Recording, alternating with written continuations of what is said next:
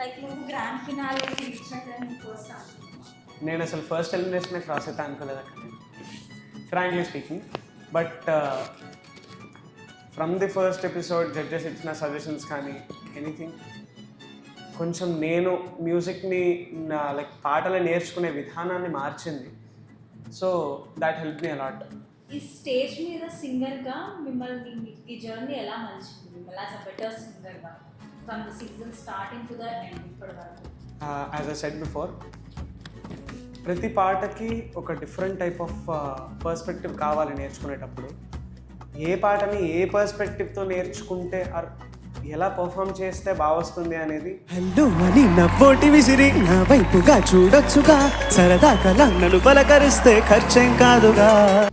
Judges ఇచ్చిన ప్రతి judgement, ధాటిగా love express చేసే ఈ పాట నువ్వు కంట్రోల్డ్గా పాడిన విధానం బాగుందమ్మా.